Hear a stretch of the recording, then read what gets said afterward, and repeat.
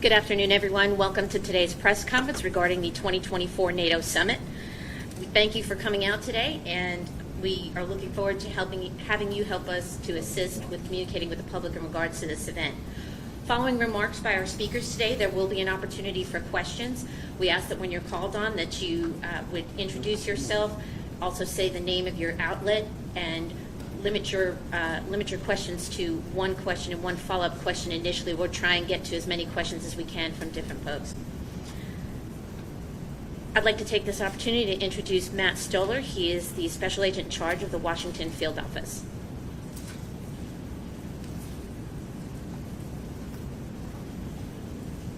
Good afternoon, everyone. Thank you all for being here. I'm Special Agent Matt Stoller. I'm the Special Agent in charge of the Secret Service's Washington Field Office. As we prepare for the upcoming NATO Summit, which takes place July 9th through the 11th, it's vital we inform the community about potential impacts within the area to allow people time to make adjustments to their schedules and plans as needed. The NATO Summit is a National Special Security Event, or NSSE. And this designation means that the Secret Service assumes primary responsibility for the development and implementation of the operational security plan. And NSSE leverages the full weight and resources, as well as the talent and expertise of federal, state, and local partners. This collaboration is critical because no single agency can provide all of the resources needed to secure an event of this magnitude. The Secret Service's #1 priority, along with our law enforcement partners, is to create a safe and secure environment for our protectees, visiting world leaders, and the citizens of the District of Columbia. Successfully executing this summit's security plan must factor in the needs of the community and its citizens. While we strive to minimize any inconvenience, people should expect to experience increased traffic on both roads and walkways due to street closures and other restrictions, particularly in areas where the events will occur. Vehicular, public transportation, and pedestrian impacts should be expected in the downtown area around the Washington Convention Center, the Carnegie Library, Mount Vernon Square, and the Mellon Auditorium. Residences and businesses inside the affected areas will generally be accessible, but vehicles and pedestrians may be required to undergo a security screening prior to entering. When security plans are finalized, we will share specific road closures and access information with the community. Maps will be made available online for the public in the coming weeks. We will do our best to keep the public informed of any disruptions or impacts throughout the event. As we fine-tune the security plan, Secret Service Washington Field Office personnel are engaging with area businesses and residents to inform them of potential impacts and hear their concerns. As part of these outreach efforts, we have a meeting with community members scheduled for tomorrow evening. Washington, D.C. is uniquely accustomed to hosting world events, and significant planning, training, and coordination has gone into ensuring that each individual agency is prepared to respond to any situation. This event is truly a collaborative effort, and I'm grateful for the partnerships we have with the agencies represented here today and many others who help support the mission. That said, it is my pleasure to introduce Chief Pamela A. Smith of the D.C. Metropolitan Police Department. Thank you. Thank you, Matt. Thank you, Special Agent in Charge Stoller. Good afternoon. I'm Pamela A. Smith, the Chief of Police for the Metropolitan Police Department, and thank you all for coming today. The Metropolitan Police Department has been working closely with our district and federal partners over the past few months in preparation for the upcoming NATO Summit here in the District of Columbia. MPD, the United States Secret Service, and other law enforcement agencies will be ensuring the safety of visiting dignitaries, attendees, and our community members. Events like this require detailed planning, close collaboration, and constant communication. We are doing all that and more to ensure a safe and smooth NATO Summit with as few impacts as possible to D.C. residents. This event will require a security perimeter around the Washington Convention Center. Numerous road closures and parking restrictions will be in place. This perimeter will be established shortly before the start of the summit on July 9th and will remain through July 12th. Businesses and residents within the closure zone will be accessible, but vehicles and pedestrians will need to enter from certain locations and be subject to security screenings. I want business owners and residents to be rest assured that we are working to minimize impacts while balancing the security for the event. Community outreach teams from the Secret Service, HSEMA, and MPD will be contacting businesses in the upcoming weeks to ensure all of your questions are answered. Impacts will expand beyond the convention center. Events related to NATO are planned in other locations around the city, including the Federal Triangle. With dozens of heads of states in the area, there will be a notable increase in motorcade volume and security presence outside of hotels and various embassies. We are expecting a significant increase in traffic downtown, so please plan alternate routes ahead of time. We recommend commuters use the Metro Transit system to get around town. I ask everyone to exercise patience and remember that these security protocols are in place to keep everyone safe. With these types of high-profile meetings, we may see an increase in First Amendment demonstrations relating to this event. Also, the Metropolitan Police Department supports individuals peacefully exercising their First Amendment rights, but we will not tolerate violence of any kind, and offenders will be held accountable. Hosting events is nothing new for Washington, D.C., and I want to assure all Washingtonians that the Metropolitan Police Department is prepared for the NATO Summit and will continue to work closely with our partners to ensure its security. As we finalize the security plans with our law enforcement partners in the coming weeks, we will be hosting updates and specific road closures on our website at nsse.dc.gov and on our social media platforms. We also need the community's help. The public is a partner in keeping our city safe. I want to remind everyone, if you see something, say something. If you see something suspicious or if something doesn't seem right, please let us know. For immediate threats, we ask that you call 911. For other tips, call our real-time crime center at 202-727-9099 or text us anonymously at 50411. Thank you, and I'll now turn it over to Assistant Director in Charge, David Sundberg from FBI's Washington Field Office.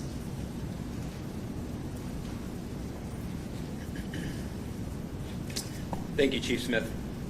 Good afternoon. I'm Dave Sundberg, Assistant Director in Charge of the FBI Washington Field Office. I truly appreciate the opportunity to be here today to discuss the FBI's partnership with our federal and local law enforcement agencies to prepare for the upcoming NATO Summit here in D.C. During the event, the FBI has the lead federal responsibility for crisis management, response to terrorist threats, and intelligence. The preparation for a national special security event is a cooperative effort with our partners, and these working relationships are not new. We coordinate with all of the agencies represented here, and then others, through our Joint Terrorism Task Force. We have routinely planned, prepared, and trained for multiple events such as this in prior years. Leading up to and during the NATO Summit, FBI intelligence analysts will be working to assess and share intelligence with our partners to ensure the safety of all attendees and participants. During the event, the FBI has the lead in working to prevent terrorist attacks. We will assess any information and intelligence received and work with our partners to quickly and safely resolve any issues. Our work is enhanced by citizen involvement. To echo what Chief Smith said, we ask that people remain aware of their surroundings and please report any suspicious activity. If you see something suspicious, please notify authorities by telling a police officer or calling 911. Suspicious activity could be an unattended package, a vehicle that appears out of place, or an individual acting suspiciously. We look forward to working with our partners to ensure that this event is held safely and securely. I have the pleasure of turning this over to DCHCMA Acting Director Clint Osborne. Good afternoon. My name is Clint Osborne. I'm the Acting Director of the District of Columbia Homeland Security and Emergency Management Agency. As you heard from our previous speakers, a lot of effort has gone into preparing for and readying for these events, but we also recognize that these events can have significant impacts on our residents, our visitors. So to coordinate resources, public safety, and communications, and support our federal partners in ensuring the safety and security of this National Special Security event, Mayor Bowser will activate the District Emergency Operations Center and the Joint Information Center from July 9th through the 11th. Residents and businesses and visitors can text NATO DC, that's NATO DC, to 888-777 to receive free text updates on public safety, street closures, weather alerts, and transit updates during the NATO Summit. As the Chief said, residents and visitors play an important role in keeping the community safe, so if you see something, say something by calling 202-727-9099 or anonymously texting 50411. With that, I'll turn it over to MPD to adjudicate questions.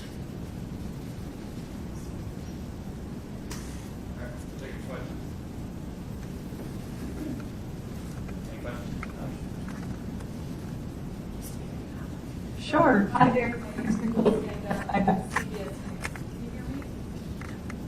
Test 1, 2.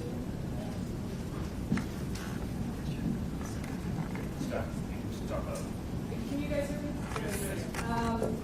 Assistant Director Sundberg, can you speak to what sorts of threats you're addressing, and have there been any credible or specific threats to the summit in the next several months? Certainly. Thank you for your question.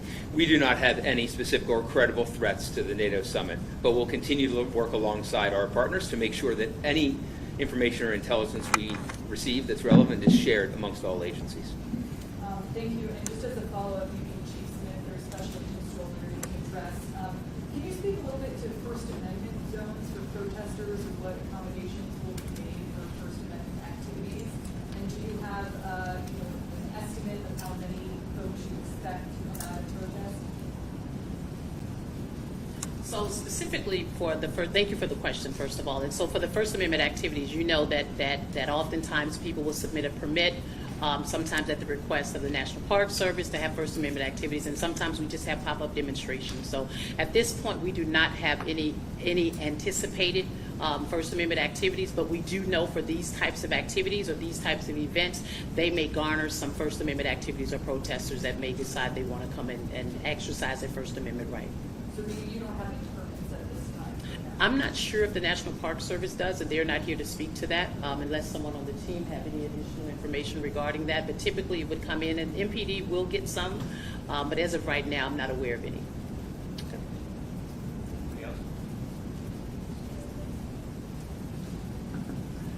Thank you.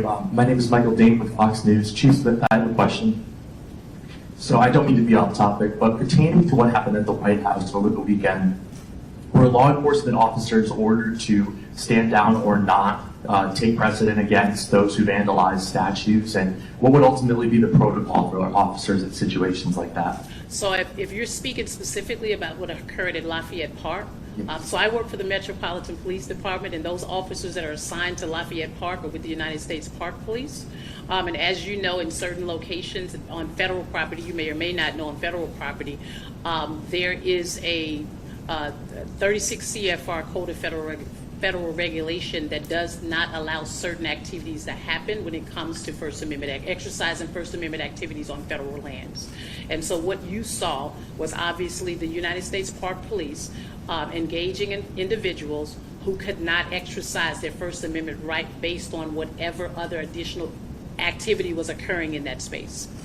Okay, and are you able to speak to how many arrests were made, or is that not in your area? I work for the Metropolitan Police Department. That's really a question you should pose to the United States Park Police. Thank you. Yes, sir.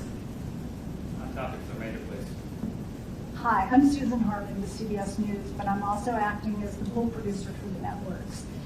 My first question is, do you all have a date certain when the road closures will go up, or when that will be announced?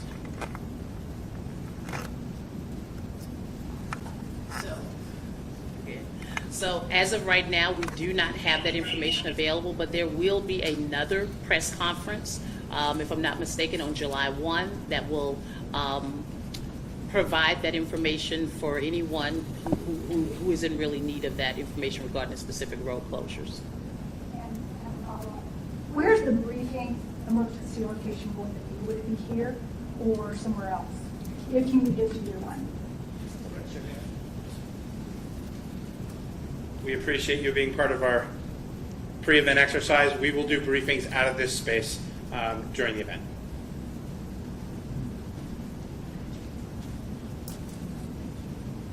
Hi, I'm Jenny Gathright with the Washington Post. I think this is for you, Chief Smith. I know this event is coming right after July 4th, which is typically like an all-hands-on-deck kind of thing for MPD, from my understanding, or a lot of people work overtime that day. So are you at all concerned, like, about this sort of corridor and the sort of workload that NPD officers might be experiencing during that time? I am not, because if I'm not mistaken, NATO is between July 9th and I think July 11th. We do have a couple of days break right after July 4th, and I don't think we're doing a all hands on deck activation. We have our special operations division that is assigned to events such as the NATO Summit, so the majority of our workforce will have an opportunity to have a rest work cycle. Thank you. Yes, ma'am.